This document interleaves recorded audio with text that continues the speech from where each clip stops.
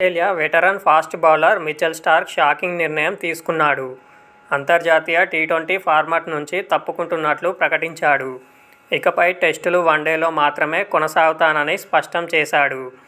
IPL సహా దేశవాళీ T20 లీగులకు కూడా అందుబాటులో ఉంటానని తెలిపాడు.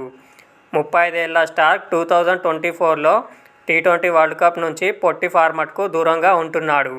స్టార్క్ ఆస్ట్రేలియా తరపున పేసర్లలో టీ20లో లీడింగ్ వికెట్ టేకర్గా 79 వికెట్లతో ఉన్నాడు.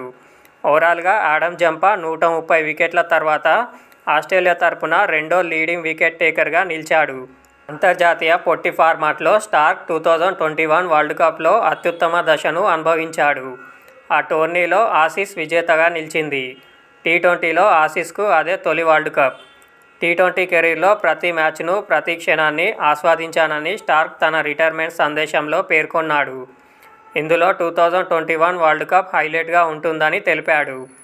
ఆస్ట్రేలియా తరపున పొట్టి ఫార్మాట్ను ఆడటాన్ని బాగా ఎంజాయ్ చేశానని చెబుతూనే టెస్టులకే తమ మొదటి ప్రాధాన్యత అని చెప్పుకొచ్చాడు. భారత పర్యటన, Ashes series, 2027 one day world cup కోసం ఎదురుచూస్తున్నానని అన్నాడు. పై టోర్నీలకు ఫిట్గా, ఫ్రెష్గా ఉండేందుకు అంతర్జాతీయ టీ20లకు రిటైర్మెంట్ ప్రకటించక తప్పలేదని తెలిపాడు. 2012లో అంతర్జాతీయ టీ20 అరంగేట్రం చేసిన స్టార్క్ ఈ ఫార్మాట్లో 65 మ్యాచ్లు ఆడి 7.74 ఎకానమీతో పరుగులు సమర్పించుకొని 79 వికెట్లు తీశాడు.